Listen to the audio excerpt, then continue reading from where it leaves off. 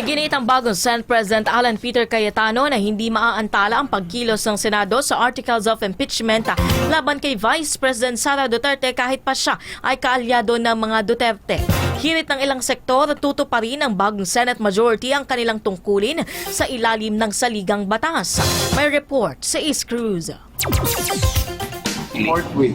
Isang araw matapos ang kudita sa liderato ng Senado, ito ang posisyon ng bagong Senate President Alan Peter Cayetano na kilalang kalyado ng mga Duterte. Iginit ng bagong pinuno ng mataas na kapulungan na agad aaksyonan ng Articles of Impeachment laban kay Vice President Sara Duterte oras na may transmit ito ng Kamara sa Senado.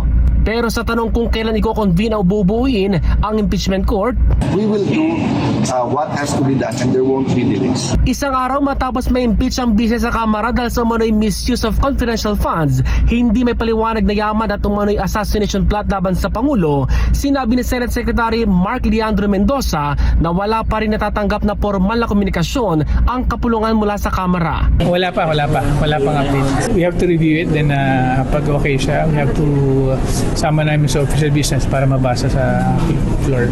Hindi rin nila makakapekto ang palitan ng liderato nitong Lunes sa tungkulin ng kapulungan. Pero para sa political analyst na si Professor J.M. Lanuza, normal na questionin ng publiko ang timing ng pagpapalit liderato sa Senado. Dahil kung sa numero ang pag-uusapan, lamang ang mga kalyado ng bise para harangin ang impeachment trial. Hindi po aabot no? Yung boboto to impeach Vice President Duterte. Depende po kung mahuhuli ng ICC si Senator De La Rosa, baka magkaroon ulit ng jumbling sa majority-minority configurations.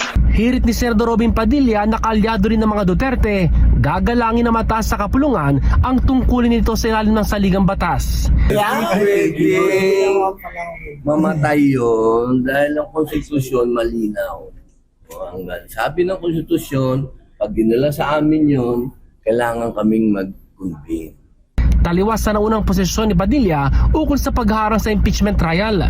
Kapag kami ay nag-oppose, huwag kaming sabihan na kami ay bias.